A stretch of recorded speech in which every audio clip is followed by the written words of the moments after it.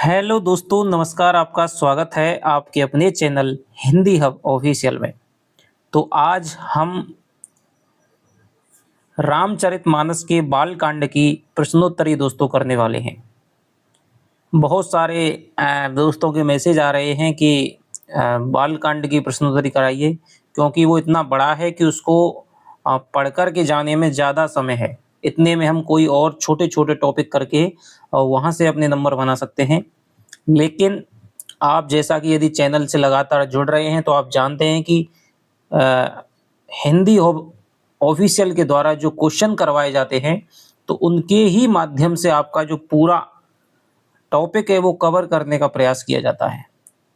तो आज इसी कोशिश में हम लाए हैं बालकांड की प्रश्नोत्तरी, जिसमें पहले पार्ट में आपके 50 प्रश्न हैं और आपको अब तक ऐसे शानदार प्रश्न कहीं भी नहीं देखने को मिलेंगे। तो चलिए बिना किसी भूमिका के और भी आरपीएससी सेकंड ग्रेड की सारी जो स्नातक स्तरीय पाठ्यक्रम है, सारे हमने टॉपिक करवा रखे हैं, क्वेश्चन भी करवा रखे हैं। यदि आपका साथ रहा तो आगे भी 1, 2, 3 वीडियो के माध्यम से बाल कांड को पूरा निचोड़ करके रख दिया जाएगा। तो चलिए शुरू करते हैं। पहला हमारा क्वेश्चन है दोस्तों, तुलसीदास। आप 10 क्वेश्चन देख लीजिए, आपको पता चल जाएगा क्वेश्चनों का लेवल क्या है। तुलसीदास बालकांड के मंगलाचरण में सर्वप्रथम किसकी वंदना करते हैं? तो शिव पार्वती की, राम सीता की, वाल्मीकि हनुमान की, सरस्वती गणेश की। तो दोस्तों तुलसीदास जैसे ही बालकांड की शुरुआत करते हैं, और आपको पता है कि महाकाव्य की शुरुआत में मंगलाचरण किया जाता है, तो मंगलाचरण में ये यहाँ पर सरस्वती और गणेश की पूजा है वो करते हैं। सबसे पहले वंदे वाणी विनायकौ वर्णानाम अर्थसंगहनम रसानाम छंदसामपि मंगलानाम च कर्तारौ वंदे वाणी विनायकौ। तो वंदे वाणी विनायकौ यानी सरस्वती और गणेश की दोस्तों क्या करते हैं? वंदना करते हैं। उसके बाद में अन्य अन्य ईश्वरों की करते हैं।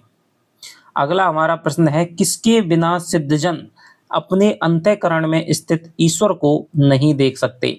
राम सीता, पार्वती शंकर, सरस्वती गणेश, हनुमान वाल्मीकि।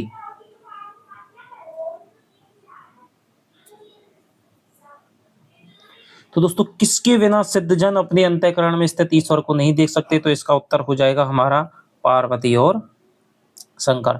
इसके आगे तुलसीदास जी कहते हैं कि श्रद्धा और विश्वास के स्वरूप जो पार्वती और शंकर है, जिनके बिना सिद्धजन है वो अपने अंतःकरण में ईश्वर को नहीं देख सकते हैं। तो इसका उत्तर हो जाएगा हमारा पार्वती और शंकर। पहले आने वाले प्रश्नों का भी मैंने इसमें संग्रह किया है, और आपको लगेगा कि उन प्रश्नों का स्तर है वो तो बहुत कम था। तो यदि आप हमारी प्रश्नोत्तरी को कर जाते हैं तो आपको बालकांड पढ़ने की भी कोई जरूरत नहीं पड़ेगी। सीता नतोयम राम वल्लभाम छंद के द्वारा तुलसीदास ने सीता जी के कौन से गुण का उल्लेख नहीं किया है?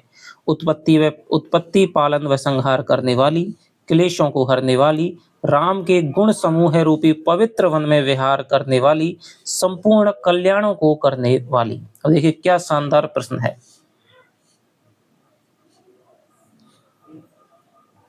तो इसका जो उत्तर हो जाएगा दोस्तों वो हो जाएगा राम के गुण समूह रूपी पवित्र वन में विहार करने वाली।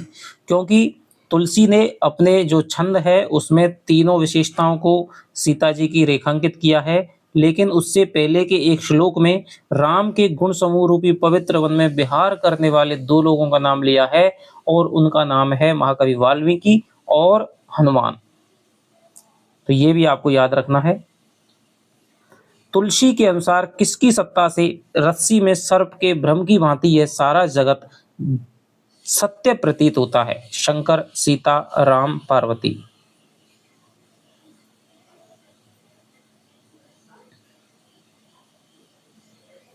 बताइए दोस्तों। तो ये सीधा साधा उत्तर हो जाएगा कि राम जी की कृपा से ही रस्सी में सर्प के भ्रम की भांति जो सारा दृश्य है वो हमें क्या प्रतीत होता है? सत्य प्रतीत होता है। अगला हमारा प्रश्न है, जो सुमृत सिद्धि हुई गण नायक करिबर बदन कहकर तुलसी ने किसकी वंदना की है? गणेश की, पार्वती की, राम की, शंकर की।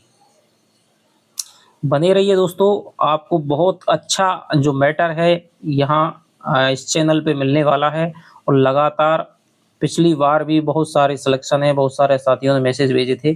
तो बताइए, जो सुमिरत सिद्धि हुई गण नायक करिवर वतन। तो ये दोस्तों देखिए, ये सीधे सीधे कहा गया है हमारे गणेश जी को कि जिनका सुमरन करने से, जिनका ध्यान करने से सारे कार्य हैं वो सिद्ध हो जाते हैं, जो गणों के नायक हैं, करिवर बदन यानी उनका जो मुख है वो हाथी के समान है, ऐसे गणेश जी की मैं क्या करता हूँ, वंदना करता हूँ। अगला प्रश्न है हमारा, मूक होई वाचाल पंगु चढ़ई गिरवर गहन में कौन सा अलंकार है? अतिशयोक्ति, संदेह है, विभावना, विरोधाभास।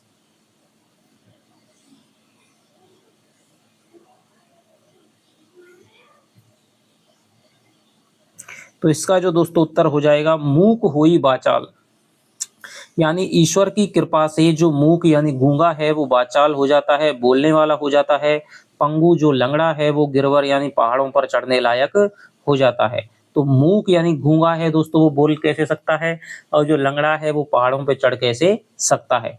तो ये यहाँ पर विरोधाभास दिखा रहा है, तो इसका उत्तर हो जाएगा दोस्तों विरोधाभास। देखिए, कहीं ना कहीं कोई टाइपिंग की मिस्टेक हो सकती है गलती से, क्योंकि मानवीय गलतियां हैं।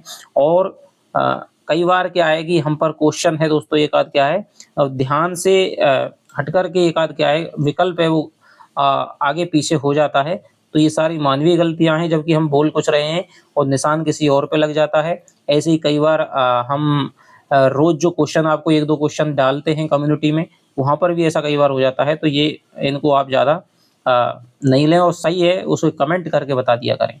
किसकी देह को कुंद इंदु सम देह कहा गया है? शंकर, राम, गणेश, लक्ष्मण।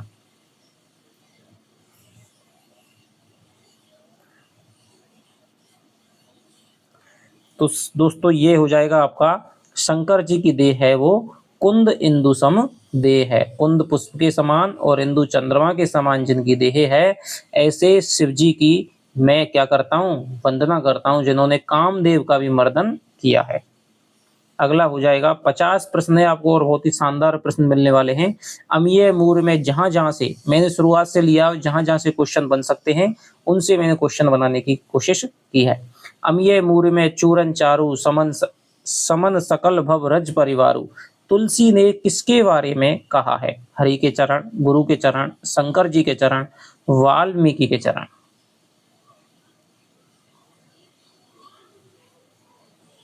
तो दोस्तों यहाँ पर अमीय मूरी में चूरन चारू, यहाँ पर दोस्तों क्या है, गुरु के चरणों के बारे में कहा है। क्या कहा है? बंधव गुरु पद पदम परागा सुरचि सुवास सरस अनुरागा, अमीय मूरी में चूरन चारू समन सकल भव रज परवारू। यानी मैं ऐसे गुरु के चरणों की वंदना करता हूँ जिनसे सुरुचि सुगंध, जो सुरुचि सुगंध और अनुराग रस से परिपूर्ण है, और जिनकी जो रज है वो क्या है, संजीवनी बूटी का क्या है, अमीय मूर में चुंदर सुंदर चूरन चारू, जो संजीवनी बूटी का चूर्ण है, और जो संपूर्ण भव रोगों के परवा सकल भव रज परवारू, जो संपूर्ण भव रूपी रोगों के परिवार का नाश करने वाला है, ऐसे गुरु के चरणों में मैं वंदना करता हूं। तो गुरु के चरण।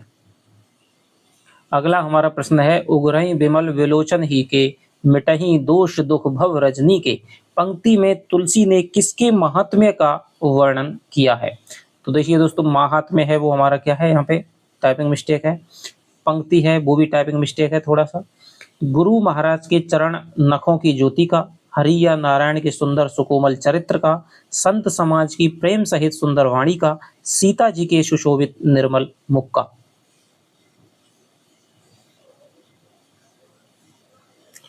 तो देखिए दोस्तों, तो ये हो जाएगा दोस्तों गुरु महाराज के चरण नखों की ज्योति का। तो उगरई विमल विलोचन ही के, कि जैसे ही गुरु के, मेरे गुरु के चरण नखों की ज्योति मेरे हृदय में पड़ती है, ध्यान में आती है, वैसे ही हमारे हृदय के जो निर्मल नेत्र हैं वो खुल जाते हैं, और मिटही दोष दुख भव रजनी के, और इस संसार रूपी रात्रि के दुख दोष मिट जाते हैं। अगला है हमारा, संतों का चरित्र किसके समान होता है? तो बहुत ही दोस्तों आने लायक क्वेश्चन है, मैं आपको बता रहा हूँ, इंपोर्टेंट क्वेश्चन बता रहा हूँ आपको। संतों का चरित्र है वो किसके समान होता है? कमल के समान कोमल, दूध के समान धवल, मणि के समान उज्जवल, कपास के समान नीरस, विशद और गुणमय। बताइए। तो ये जो दोस्तों छंतों का जो चरित्र है वो हमारा कपास के समान नीरस विशद और गुणमय बताया है। क्या कहा है कि साधु चरित शुभ चरित कपासु, कि साधुओं का जो संतों का जो चरित्र है वो कपास के समान होता है, नीरस विशद गुणमय फल जासु। जो क्या है, नीरस होता है, जो कपास की जो डोरी है वो क्या होती है, नीरस होती है, इसलिए उनका संत भी क्या है, जीवन के राग द्वेषों से क्या है, विरक्त होते हैं। विशद, विशद होता है दोस्तों, कपास है क्या है, विशद होता है कपास में, और गुणमय होता है, कपास में क्या है, किसी के दुखों को, किसी के शरीर को ढकने का गुण भी होता है। ऐसे ही संत हैं, वो अपने जीवन का दान करके, त्याग करके भी दूसरों के दुखों को क्या कहे, कष्टों का निवारण करते हैं। आगे चलिए, बहुत ही शानदार क्वेश्चन है ये।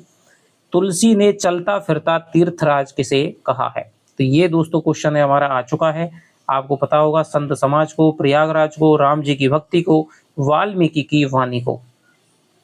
तो तुलसी ने चलता फिरता तीर्थराज है वो दोस्तों, वो कहा है संत समाज को, कि संत हैं वो एक जगह से दूसरे स्थान पर जाते रहते हैं, और तीर्थराज में जैसा कि महिमा है वैसे ही संत समाज की भी महिमा होती है। तो ये क्या है, चलता फिरता तीर्थराज है, कि जहां पर संत समाज की आप सत्संगति कर लो तो यूं समझिए कि आपने तीर्थ का जो पुण्य लाभ है वो प्राप्त कर लिया। अगला हमारा प्रश्न है, संत समाज रूपी प्रयाग के बारे में असंगत कथन कौन सा है? तो राम भक्ति रूपी गंगा जी की धारा है, ब्रह्म विचार का प्रचार सरस्वती है, कलयुग के पापों को हरने वाली सीता जी हैं, और विष्णु और शंकर की कथाएं त्रिवेणी रूप से सुशोभित हैं। तो यहाँ पर संत समाज रूपी प्रयाग के बारे में तुलसी ने कई बातें बताई हैं, जिनमें मैं आपको बता दूं कि एक तो ये कहा है कि विधि और निषेध, यह करो और ये मत करो, कर्मों की क्या है, कर्मों की कथा है, कि संत समाज में जब आप सत्संग करेंगे तो वहां आपको बताया जाएगा कि ये तो कर्तव्य है, ये कर्तव्य है, ये करना चाहिए, ये नहीं करना चाहिए। और यहाँ पर राम भक्ति रूपी गंगा जी की धारा है। इससे पहले वाले क्वेश्चन में बताया गया चलता फिरता तीर्थराज कौन है, संतों का समाज है, और जब प्रयाग है वो गंगा नदी के किनारे पे है, तो यहाँ पे राम भक्ति रूपी गंगा जी की धारा है, कि संत समाज है वो किसके किनारे पे है, राम भक्ति उसमें की जाती है। ब्रह्म विचार का प्रचार है वो इसमें सरस्वती है, कलयुग के पापों को हरण करने वाली सीता जी हैं। ये दोस्तों यहाँ पे गलत है, ये हो जाएगा यहाँ पे यमुना। कलयुग के पापों को हरण करने वाली यहाँ पे यमुना जी बताया है, और विष्णु और शंकर की कथाएं त्रिवेणी रूप में सुशोभित हैं। लहही चार फल अछत तनु साधु समाज प्रयाग, चार फल कौन कौन से हैं? धर्म अर्थ का मोक्ष, साहस शील शक्ति सौंदर्य, कदली लीची आम्र मंजरी, छित जल गगन शमीर। बताइए।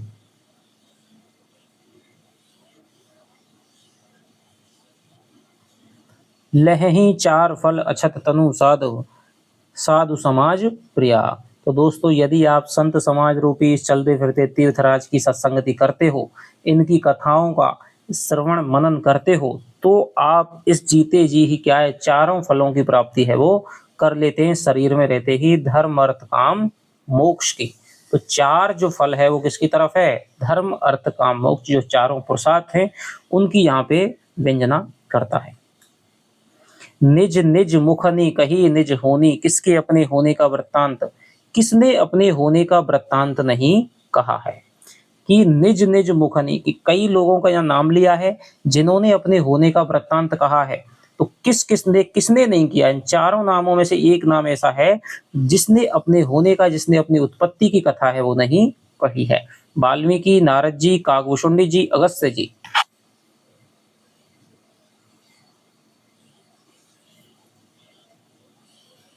तो ये दोस्तों हो जाएंगे आपके काकभूषुंडी जी, क्योंकि वाल्मीकि जी ने अपने होने की जो कथा है वो कथा कही है, ठीक है, उससे ही हमारे बारे में, हमें उनके बारे में पता चलता है। नारद जी ने भी कही है। अगस्त्य जी, इनको क्या गया है, घट कहा गया, घट घड़े में से उत्पन्न होने वाला कहा गया है। तो ये हो जाएंगे, उसका उत्तर हो जाएगा काकभूषुंडी जी।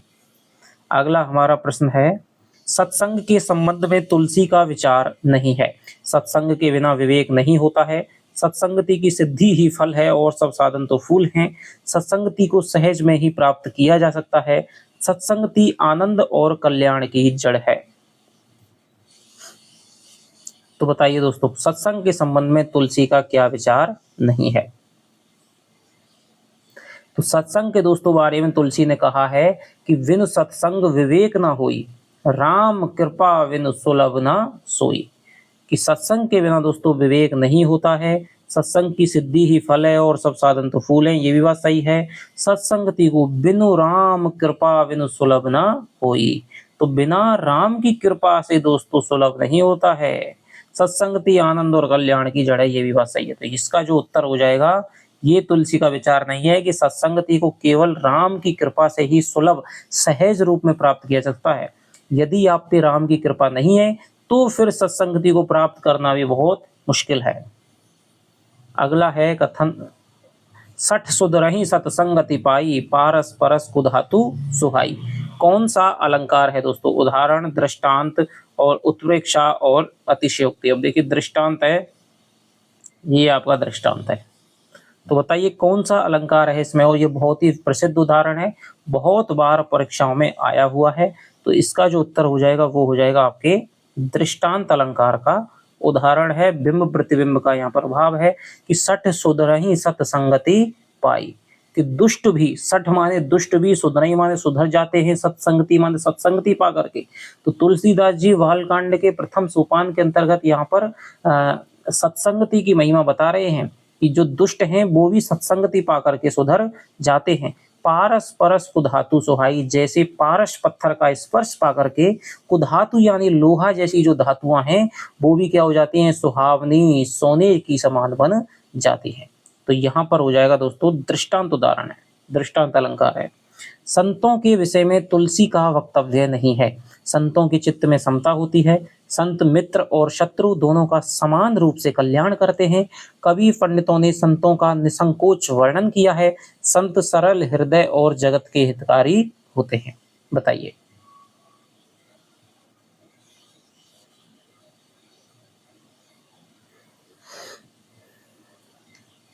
तो दोस्तों इसका जो उत्तर हो जाएगा वो हो जाएगा दोस्तों, कवि पंडितों ने नहीं किया है। तुलसीदास जी कहते हैं कि ब्रह्मा विष्णु शिव कवि पंडित तक भी निसंकोच वर्णन नहीं कर सकते संतों का।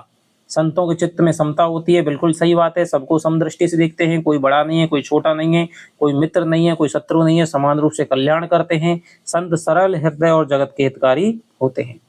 आगे चलते हैं। जे विनु काज दाहिने बाहें में किसकी वंदना है? संतों की, शंकर की, राम सीता लक्ष्मण की, दुष्टों की? बताइए दोस्तों।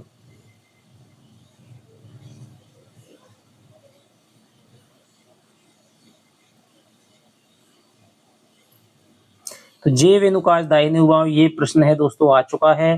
ये 2022 वाली फर्स्ट ग्रेड में आ चुका है। तो जे विन काज दाहिने उबा है, तो यहाँ पर दोस्तों दुष्टों की भी तुलसीदास जी क्या करते हैं? वंदना करते हैं कि भाई अच्छे अच्छे लोगों की कर ली, लेकिन दुष्ट यदि मान लीजिए बाधा पहुंचाएंगे तो उनसे भी क्या करते हैं? वंदना करते हैं कि जे विन काज, जो बिना किसी कारण के दाहिने माने प्रतिकूल आचरण करते हैं, यानी दाहिनी साइड में आ जाते हैं, यानी प्रतिकूल आचरण करते हैं, तो दुष्टों की भी यहाँ पे वंदना की है। अगला हमारा प्रश्न है, भगवान का यश सुनने के लिए किसने 10,000 कान मांगे थे? बहुत ही दोस्तों शानदार क्वेश्चन है, पूछा जा सकता है आपसे। तो राजा पृथु, मुनि अगस्त्य, भगवान शेष जी, काकभूषुंडी जी? बताइए। तो यहाँ पर 10,000 जो कानों से भगवान के यश है वो सुना था दोस्तों राजा पृथु ने। अगला हमारा प्रश्न है, बहुरी शक्र सम बिन बहुते ही संतत सुरानीक हित जेही। कौन सा अलंकार है? श्लेष, विशेषण विपर्य, संदेह, दृष्टांत?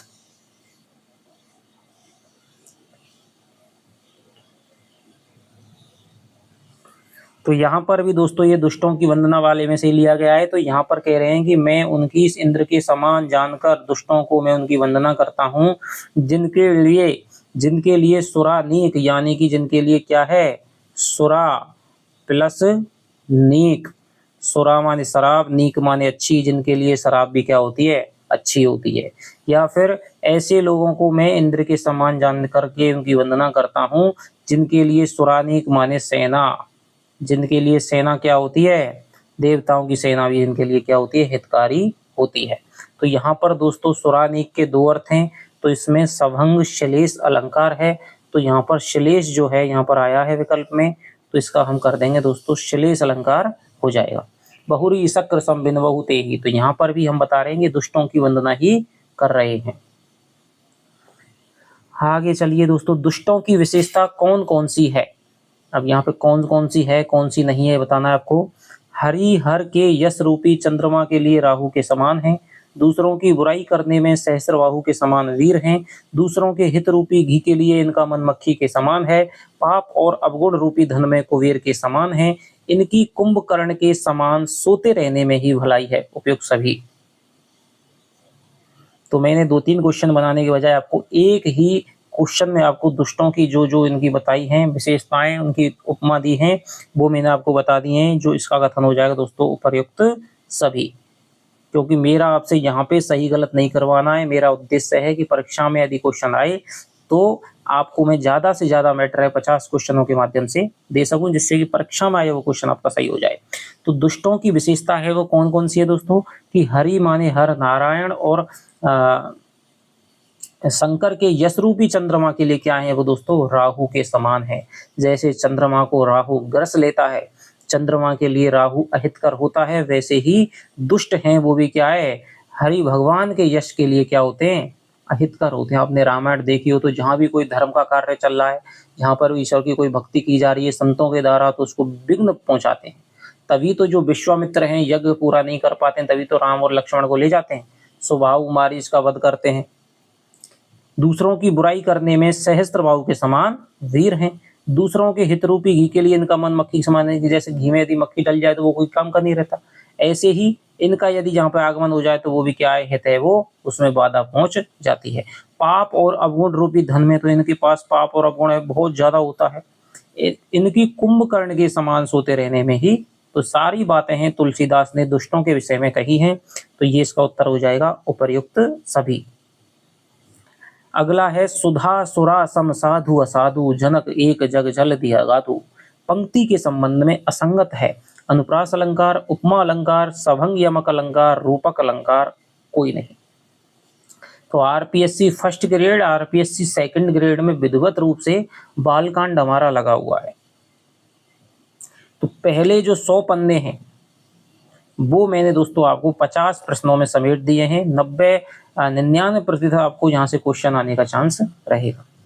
तो पहले 100 पन्नों से यदि आपका सपोर्ट रहा तो आगे भी वीडियो आपको मिल जाएगी दोस्तों। तो इसलिए बहुत अच्छी तरह से वीडियो को देखें, आपके जो विचार हैं वो कमेंट में हमें करके बताएं कि क्या पसंद आया है या नहीं आया, किस तरह से और आपको हम सुविधाजनक वीडियो उपलब्ध करवा सकते हैं। तो सुधा सुरा सम साधु असाधु, जनक एक जग जल दिया गाधु, पंक्ति के संबंध में असंगत है। तो यहाँ पर दोस्तों हमारा हो जाएगा कोई नहीं हो जाएगा दोस्तों, कोई नहीं हो जाएगा। आप देखिए कैसे कि सुधा सुरा सम तो साधु हैं दोस्तों किसके समान है, अमृत के समान है, असाधु हैं वो हमारे सुरा के समान है, तो यहाँ पर हो जाएगा समान के भाव से उपमा अलंकार हो जाएगा।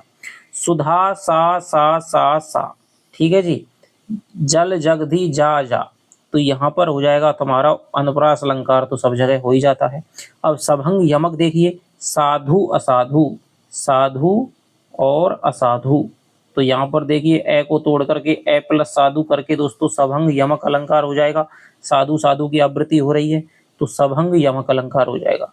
रूपक अलंकार कहाँ पर है, रूपक अलंकार हो जाएगा दोस्तों जग जलधि, संसार रूपी जो सागर है उसमें क्या है, जनक एक ही इनका जनक है।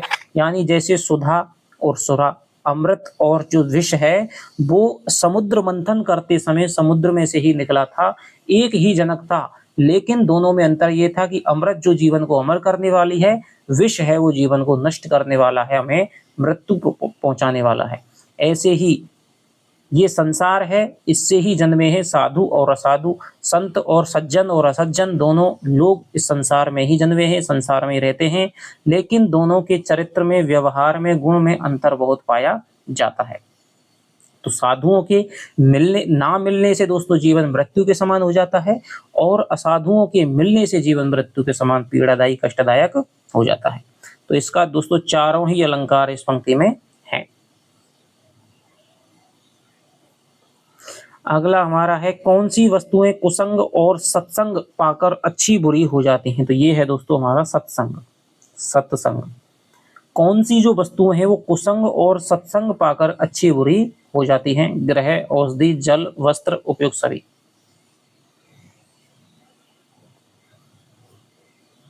तो यहाँ पर इस क्वेश्चन का दोस्तों भावार्थ है, तुलसीदास जी कह रहे हैं कि कुछ ऐसी चीजें होती हैं कि वो यदि अच्छी चीज के संपर्क में आएंगी तो वो अच्छी हो जाएंगी, यदि बुरी के चीज, उनका कोई अपना गुणधर्म नहीं होता है, बुरी के संपर्क में आएंगी तो वो बुरी हो जाएंगी।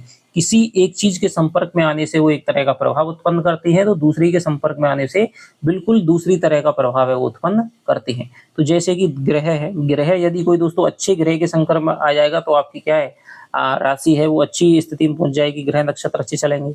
यदि कोई बुरे नक्षत्र, या शनि है, राहु है, केतु है, इनके संपर्क में यदि आपका ग्रह है वो पड़ जाता है तो आपकी क्या है, दशा बिगड़ जाती है। औषधि, ऐसी कोई अच्छी औषधि है, मान लो किसी अच्छी गुण के साथ, शहद के साथ किसी को लेते हैं तो वो अलग तरह से प्रभाव डालती है, दूध के साथ लेते हैं तो अलग तरह से प्रभाव डालती है। तो इस तरह से औषधि भी है जो हमारे क्या है, कुसंग और सत्संग का पाकर के अच्छी बुरी हो जाती है। जल है, जल का अपना कोई गुण धर्म नहीं होता है, आप जिसके साथ इसको लेना चाहें उसी का ये गुण है वो धारण कर लेता है। ऐसे ही वस्त्र हैं, वस्त्र यदि आपको देखो गंध वाला पहनेगा तो गंध आएगी, दुर्गंध यदि नहाया हुआ व्यक्ति नहीं पहनेगा तो उससे क्या है, बदबू आएगी। तो जिस तरह का यदि आदमी है, जिस तरह का वस्त्र है, जिस तरह का मौसम है, उस प्रकार का वस्त्र है वो स्वरूप है वो धारण कर लेता है। और इसके अलावा एक चीज का और नाम लिया है तुलसी ने, जैसे कि दोस्तों धुआं है, धुआं, ठीक है, धुआं है वो धुआं कड़वा होता है, लेकिन वो क्या है, हवा का और वायु का और सुगंध का स्पर्श, जल का स्पर्श पा करके वो क्या बन जाता है, बादल बन जाता है, ठीक है, जो कि दूसरों को क्या करता है, जीवन प्रदान करता है। तो ये आपके हो जाएंगे। आगे चलते हैं। तुलसी के अनुसार 84 लाख योनियों में कितने प्रकार के जीव पाए जाते हैं। बताइए दोस्तों, 3, 2, 4, 5।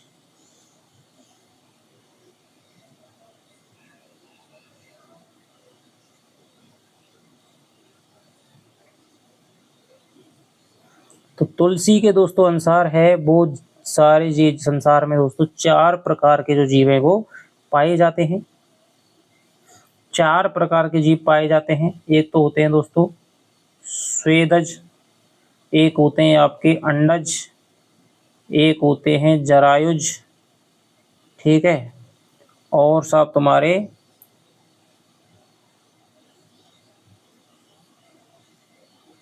तो इस प्रकार 4 प्रकार के जीव है वो पाए जाते हैं। 84 लाख योनियां होती हैं, उनमें 4 प्रकार के जीव है वो पाए जाते हैं। तो ये हमारा हो गया। आगे चलते हैं हम।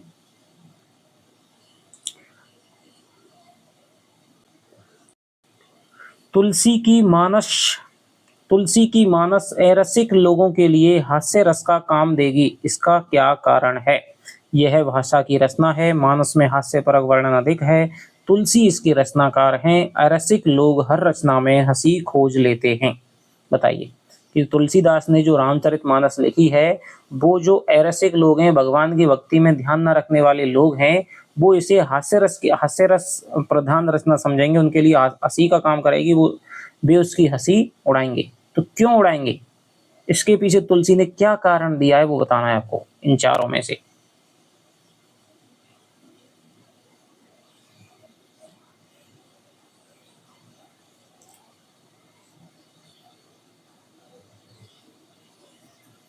तो दोस्तों इसका जो है यह भाषा की रचना है, यह भाषा की रचना है, क्योंकि तुलसीदास है वो 2 बातें बताते हैं। एक तो कह देंगे कि जो रामचरितमानस है वो भाषा में लिखी गई, अवधी भाषा में लिखी गई है और भाषा की रचना है, और दूसरा है कि तुलसीदास की जो मति है वो क्या है, भोली है।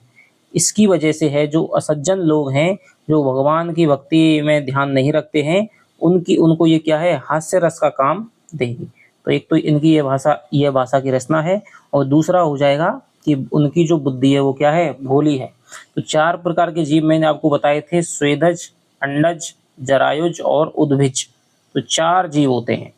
और एक जो वस्तु और है दोस्तों वायु है, वायु भी क्या है, जैसी होती है उसी के हिसाब से अपना स्वरूप है वो धारण कर लेती है।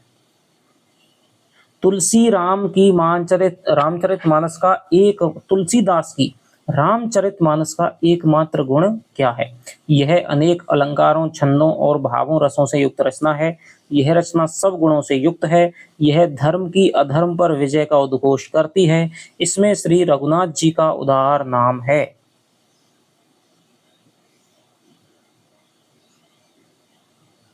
बताइए दोस्तों। तो तुलसीदास कहते हैं कि भनीति मोर सब गुण रहित, विश्व विदित गुण एक, सो विचार सुनहि सुमति जिनके विबल विनेक, यही में रघुपति नाम उदारा। तो इसमें क्या है? श्री रघुनाथ जी का उदार नाम है। ये सारी बातें तो क्या है दोस्तों? गौड़ हैं, लेकिन इसमें तुलसी ने एकमात्र इस कथा का क्यों, कोई भी इस कथा को क्यों सुने, क्यों श्रवण मनन करे? क्योंकि इसमें श्री रघुनाथ जी का क्या है? उदार नाम है, राम नाम आ गया है, इसलिए ये रचना क्या है? इतनी महान बन गई है। अगला इसका प्रश्न है, चंद्रमा के समान मुख वाली स्त्री, ये दोस्तों स्त्री हो जाएगा, चंद्रमा के समान मुख वाली स्त्री किसके बिना शोभा नहीं पाती है? आभूषण, गुण, वस्त्र, चरित्र, बताइए।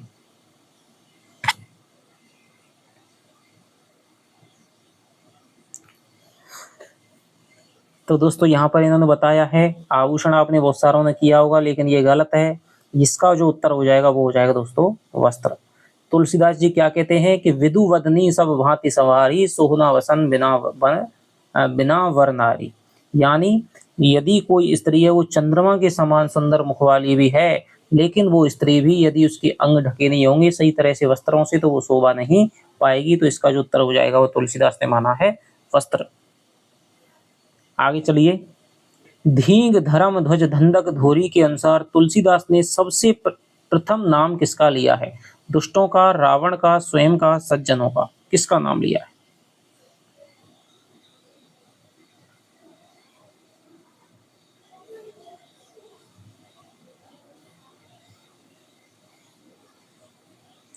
तो यहां पर दोस्तों तुलसीदास हैं वो सबसे पहले क्या है? अपना ही नाम लेते हैं। तुलसीदास यहाँ पे अपना ही नाम लेते हैं, स्वयं का नाम लेते हैं कि जो क्या है धींगा मुस्ती करता है, धर्म ध्वज को क्या है, धर्म की ध्वजा को फहराने में क्या है सक्षम नहीं है, तो ऐसे लोगों में मैं सबसे पहले अपना ही नाम लेता हूँ। धींग धर्म ध्वज धंधक धोरी, यानी जो धर्म की ध्वजा को, कपट के धंधों को बोझ ढोने वाले हैं, संसार के ऐसे लोगों में क्या है पहले, सबसे पहले मेरी ही गिनती है, तो स्वयं का नाम लेते हैं। आगे चलते हैं। कीरति भनीति भूति बल सोई में भूति का अर्थ क्या है? तो इसका भी दोस्तों कई बार हमारा प्रश्न है वो आ चुका है। संपत्ति, यश, कविता, सरस्वती, बताइए। पिछली वीडियोज में कई बार लोगों की परेशानी रहती थी कि हमारे क्वेश्चन है वो सही तरह से दिख नहीं पाते थे, टाइपिंग की थोड़ी सी प्रॉब्लम रहती थी कि भाई अच्छे फॉन्ट में वो टाइपिंग है नहीं कर पाते थे, लेकिन अब हमने वो समस्या मिटा दी। अब आपको बहुत ही स्पष्ट रूप से आपको प्रश्न है वो देखने को, पढ़ने को मिलेंगे। तो कीरति भनीति भूत बल सोई, सुरसरी सम सुरसरी सम सब कर हित होई। तो यहाँ पर दोस्तों भूति का अर्थ है विभूति, यानी कि संपत्ति, संपत्ति हो जाएगा। भनीति माने हो जाएगी दोस्तों कविता, और कीर्ति माने हो जाएगा दोस्तों यश। तो जो कविता है, कीर्ति है, और जो संपत्ति है वो क्या है? सुरसरी यानी गंगा के समान हित करने वाली है। अगला चलिए, हमारा अगला है,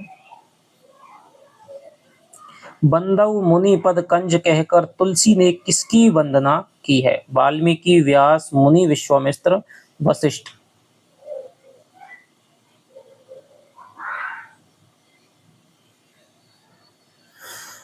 तो यहाँ बंदौ मुनि पद कंज जिन्हें रामायण करऊ, तो यहाँ पर वाल्मीकि मुनि की वंदना की है कि मैं ऐसे मुनि वाल्मीकि की वंदना करता हूं जिन्होंने रामायण की रचना करी। आगे चलिए। गुरु पितु मात प्रणवऊ दीन बंधु दिन दानी, किसके बारे में तुलसीदास जी ने कहा है? राम, सीता, लक्ष्मी नारायण, शंकर पार्वती, शारदा व गणेश जी। गुरु पितु मात खाली जगह प्रणवऊ दीन बंधु दिन दानी, यानी किसको गुरु माता पिता मान करके उनकी वंदना की है, दीन बंधु, जो दीन बंधु हैं, दिन दानी, लोगों पे क्या करते हैं, भला करते हैं लोगों का।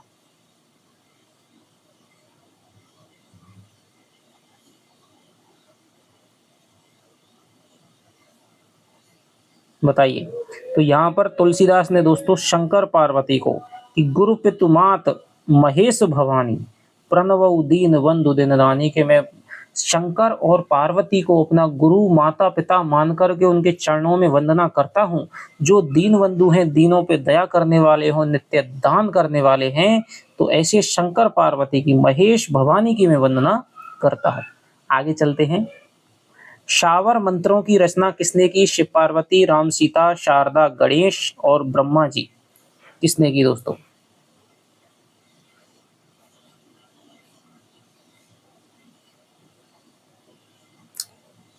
तो शावर मंत्रों की जो रचना है वो हमारे शिव पार्वती ने की थी।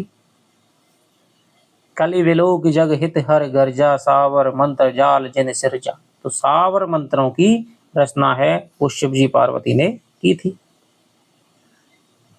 कौशल्या को किस दिशा से उपमा दी गई है? बहुत ही दोस्तों शानदार प्रश्न है। यदि परीक्षक की नजर इस पे पड़ गई दोस्तों बनाने वाले की, तो इसको निश्चित रूप से दे देगा। तो ये एक बार 2022 के पेपर में आया भी है कि वंदौ कौशल्या दिशि प्राची, कि मैं कौशल्या पूर्व दिशा के समान कौशल्या जी की वंदना करता हूँ, जो राम जी की माता हैं, तो पूर्व दिशा के समान। तो यहाँ पर हो जाएगा वंदौ कौशल्या दिशि प्राची। आगे चलते हैं। किसका यश रघुनाथ की कीर्ति रूपी विमल पताका में दंड के समान साबित हुआ? भरत जी, दशरथ, हनुमान, लक्ष्मण।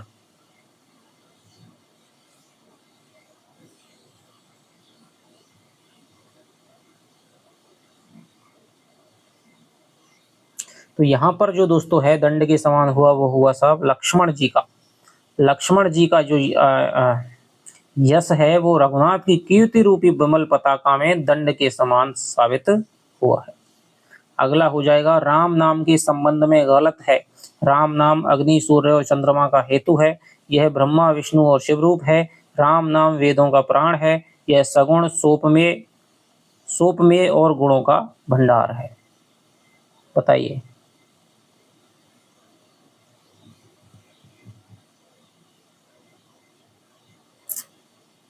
तो यहाँ पर दोस्तों यही इसका जो उत्तर हो जाएगा, गलत हो जाएगा, वो हो जाएगा यह सगुण, सोपमेय और गुणों का भंडार है। तो राम नाम की महिमा के बारे में भी तुलसीदास ने बहुत लिखा है, जिसमें कहा है कि राम है वो अग्नि, सूर्य और चंद्रमा का हेतु है, बीज रूप कारण है। यह ब्रह्मा, विष्णु और शिव रूप है। राम नाम वेदों का प्राण है दोस्तों, लेकिन ये कहा है निर्गुण है। क्या है?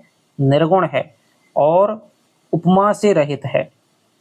उपमा से रहित है, निरुपमेय है, निरुपमेय कह लो, और गुणों का भंडार है। तो इसका जो उत्तर हो जाएगा वो हो जाएगा ये।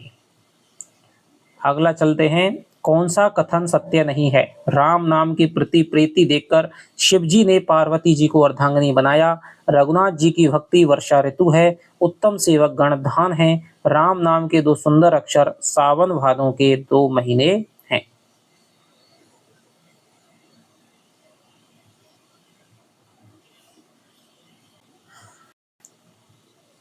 दोस्तों थोड़ा सा क्या है, ये प्रश्न, इस प्रश्न में विकल्प है वो हमारे चारों के चारों है वो हमारे सही बन गए हैं।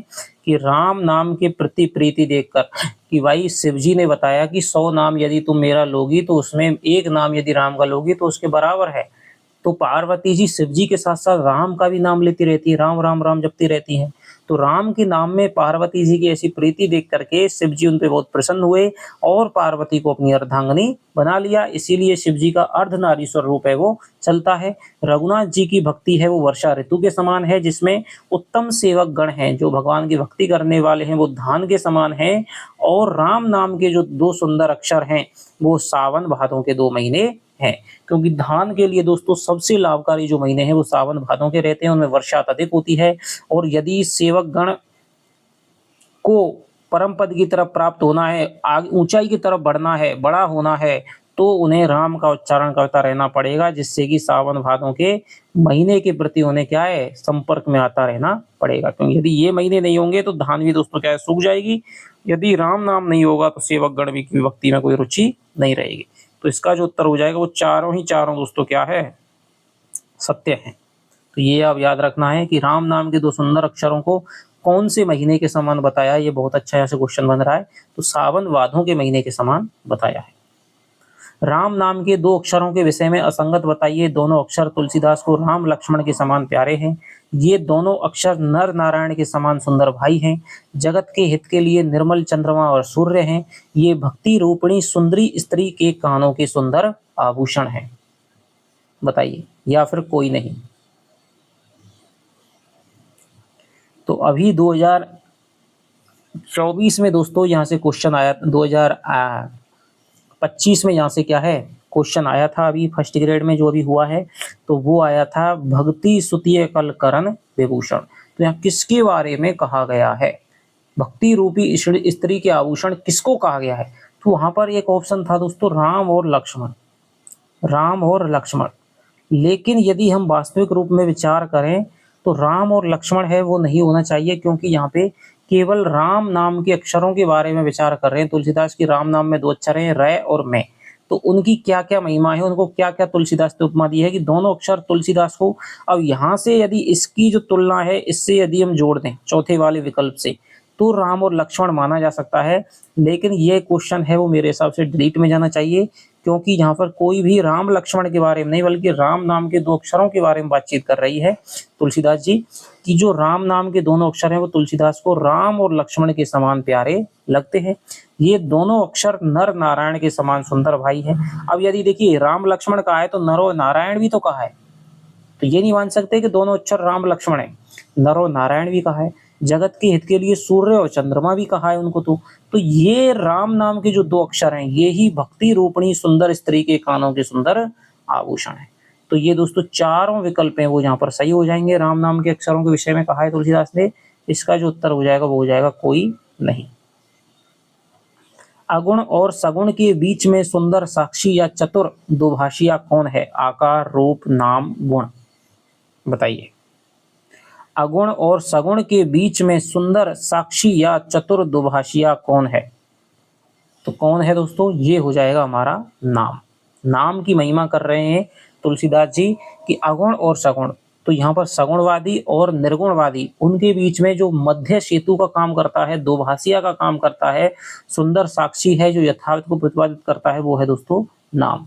क्योंकि निर्गुणवादी हैं वो भी नाम की महत्ता पे जोर देते हैं और सगुण वाले हैं वो भी नाम की महत्ता पे जोर देते हैं। तो दोनों ही धाराओं में नाम की जो महत्ता है वो बराबर रूप से प्रतिपादित की गई है। तो यहाँ पर चतुर दुभाषिया नाम को कहा गया है। अगला हमारा प्रश्न हो जाएगा, तुलसी के अनुसार जगत में 4 प्रकार के राम भक्त हैं, कौन सा विकल्प नहीं है। अर्थादि धनादि की चाह से भजन करने वाले, आर्थ संकट से निवृत्ति के लिए भजने वाले, भगवान को जानने की इच्छा से भजने वाले, स्वाभाविक प्रेम से भजने वाले। बताइए,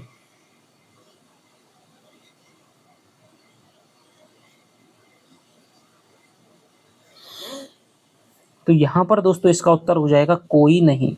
तुलसीदास ने जगत में 4 प्रकार के राम भक्त कहे हैं कि राम की भक्ति हैं जो लोग वो 4 कारणों से करते हैं। पहले तो वो लोग होते हैं जो अर्थादि धन के लिए, संपत्ति के लिए राम की पूजा करते हैं, वंदना करते हैं। और दूसरे हैं जो संकट से रक्षा के लिए, अपनी सुरक्षा के लिए राम जी की वंदना करते हैं। तीसरे लोगों को उन्होंने क्या कहा है, जिज्ञासु कहा है। तीसरे लोगों को जिज्ञासु कहा है जो भगवान को जानने की इच्छा मात्र से ही क्या है, भगवान की भक्ति करते हैं। चौथे लोगों को क्या है दोस्तों, ज्ञानी कहा है, जिन्होंने भगवान के स्वरूप को पहचान लिया है और अब वे केवल उनकी कोई मांग तांग नहीं है, केवल स्वाभाविक प्रेम से वो भक्ति करते हैं। तो यहाँ पर स्वाभाविक प्रेम से भक्ति करने वालों को जो राम जी हैं वो सबसे अपने निकट रखते हैं, लेकिन इनकी भी अवज्ञा नहीं करते हैं, सभी को महत्व देते हैं। लेकिन जो ज्ञानी लोग हैं वो भगवान के ज्यादा निकट है, भगवान को अधिक प्रिय हैं, विशेष रूप से प्रिय हैं। तो तुलसी 4 प्रकार के राम भक्त हैं, ये इसका उत्तर हो जाएगा कोई नहीं। अगुण सगुण द्वय ब्रह्म स्वरूपा, अकत अगाध अनादि अनूपा। किसका कथन है, तुलसी का, शंकर का, विश्वामित्र का, वशिष्ठ का।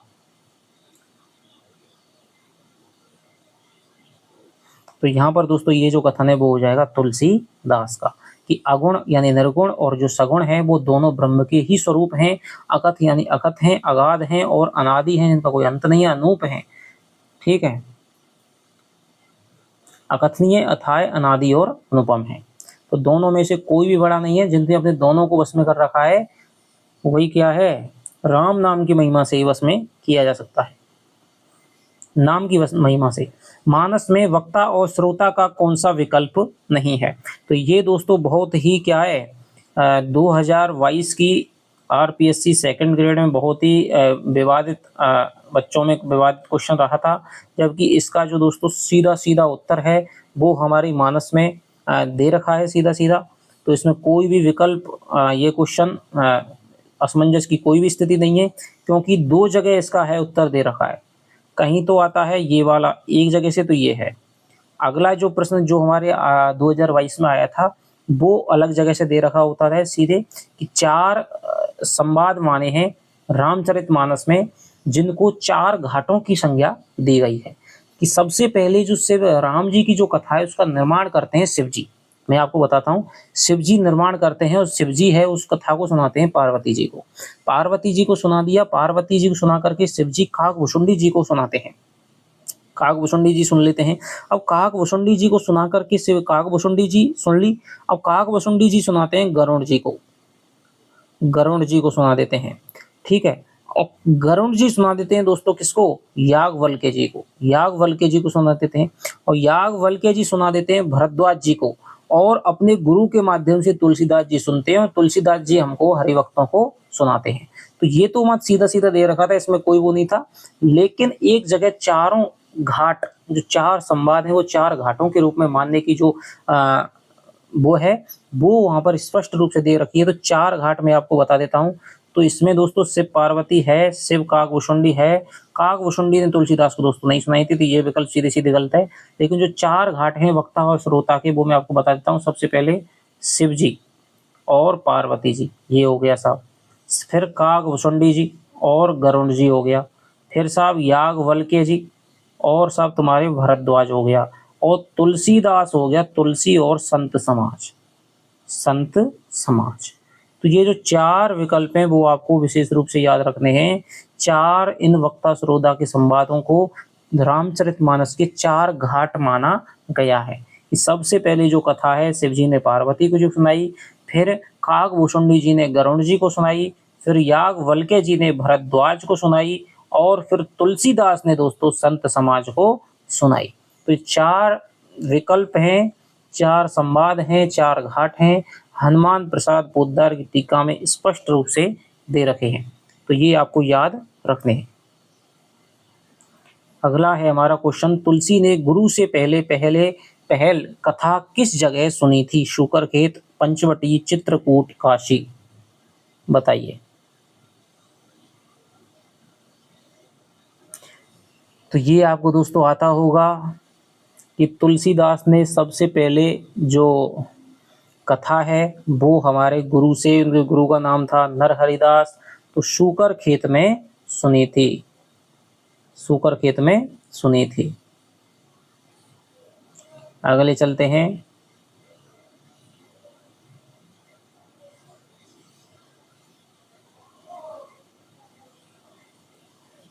किस विकल्प के उपमानों से राम कथा की उपमा नहीं दी गई है? नाव, मोरनी, अरणी, तुलसी, कामधेनु, संजीवनी, अमृत की नदी, काशी, सर्पणी, पार्वती, लक्ष्मी, यमुना, उर्वशी, देवकी, गृहिणी, ब्रह्मपुत्र। बताइए ऐसा कौन सा विकल्प है जिसके उपमानों से राम कथा की महिमा की तुलना है वो नहीं की गई है?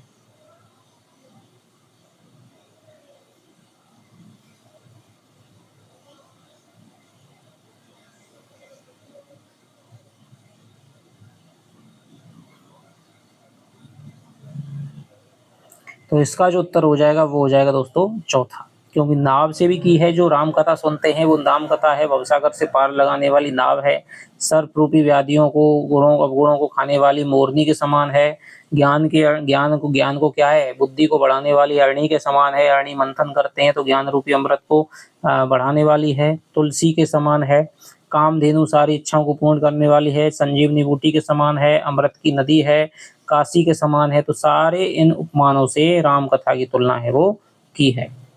अगला चलते हैं, राम कथा शिव जी को किस नदी के समान प्यारी है? बहुत ही दोस्तों अच्छा प्रश्न है। गंगा के, यमुना के, नर्मदा के, गोदावरी के।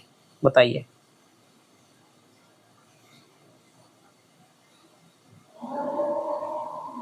तो शिव जी को दोस्तों ये क्या है, नर्मदा के समान प्यारी है। शिव प्रिय मेकल शैल सुतासी, शिव प्रिय मेकल शैल सुतासी। मेकल पर्वत का शैल, शैलवान पर्वत, और शैल सुता माने बेटी, तो मेकल पर्वत की जो बेटी है वो दोस्तों क्या है, नर्मदा है। तो शिव प्रिय मेकल शैल सुतासी, तो नर्मदा के समान है दोस्तों, राम कथा प्यारी है। तुलसी ने कौन से संवत में कथा आरंभ की थी, तो ये बहुत ही आसान क्वेश्चन है। 1674, 1655 संवत, 1673, 1631।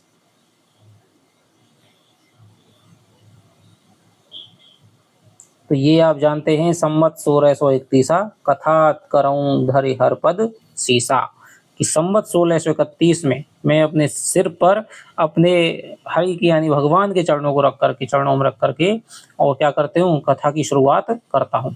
वेदों के अनुसार चैत्र मास की नवमी को सारे तीर्थ कहाँ चले जाते हैं, चित्रकूट, प्रयागराज, काशी, अयोध्या। बहुत अच्छा क्वेश्चन है कि वेदों के अनुसार चैत्र मास की नवमी को सारे तीर्थ हैं वो कहाँ चले जाते हैं, चित्रकूट को, प्रयागराज को, काशी को, अयोध्या को, तो सारे तीर्थ हैं दोस्तों वो अयोध्या को चले जाते हैं, क्योंकि चैत्र मास की नवमी में ही दोस्तों किसका जन्म हुआ था, भगवान राम का जन्म हुआ था।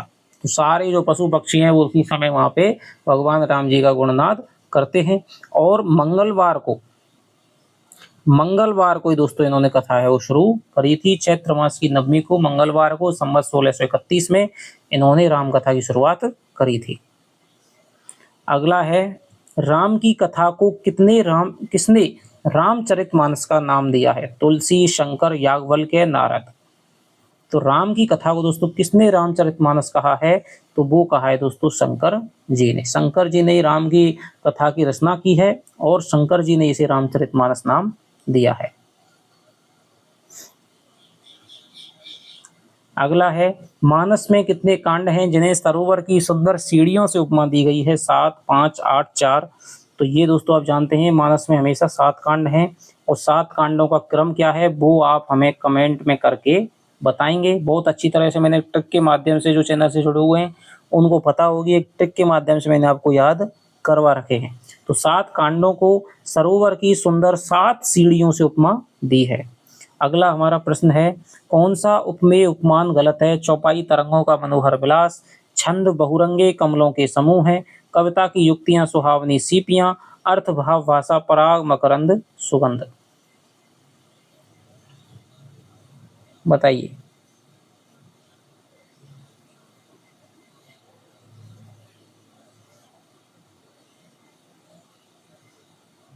तो ये जो दोस्तों उत्तर हो जाएगा इसका हो जाएगा चौपाई तरंगों का मनोहर विलास नहीं है।